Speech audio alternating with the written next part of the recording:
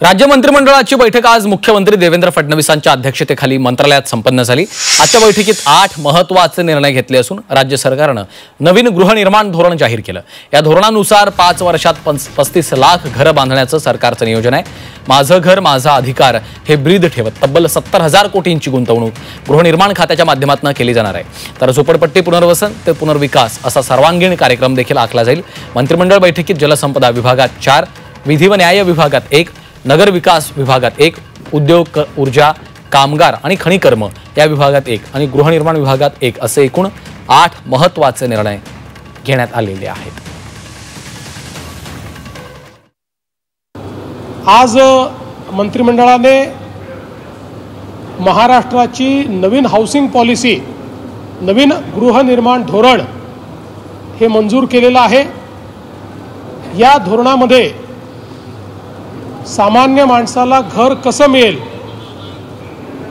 माझं घर माझा अधिकार अशा प्रकारच्या ब्रीदवाक्याने हे धोरण प्रेरित आहे। या धोरणामध्ये मुंबई MMR सहित संपूर्ण महाराष्ट्रातल्या भविष्यातल्या गृहनिर्माणाच्या धोरणाचा आढावा घेण्यात आलेला आहे। जवळपास 2030 पर्यंत 35 लाख घरं या ठिकाणी बांधण्याचं उद्दिष्ट आहे आणि 70,000 कोटीची गुंतवणूक यामध्ये होणार आहे। त्यामुळे मोठ्या प्रमाणावर घरं उपलब्ध होतील आणि सर्वसामान्य माणसांना परवडणारी घरं, परवडणारी भाड्याची घरं हा देखील एक संकल्पना या आपल्या नवीन गृहनिर्माण धोरणामध्ये आहे। सर्वसामान्य माणसांना, दुर्बल घटकांसाठी देखील यामध्ये तरतूद आपण केलेली आहे। तर सरकारचं हे नवीन गृहनिर्माण धोरण कसं आहे पाहूयात। 70,000 कोटींचं नवं गृहनिर्माण धोरण आहे।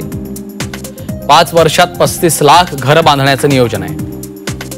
माझे घर माझे अधिकार हे याचं ब्रीद आहे। प्रत्येक नागरिकाला 2035 पूर्वी शाश्वत, सुरक्षित आणि पर्यावरण स्नेही घर मिळावं याचं नियोजन केलं जाईल।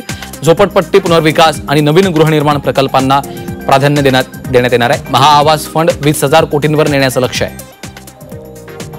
EWS, LIG आणि MIG या घटकांना घरं देण्याचं उद्दिष्ट आहे।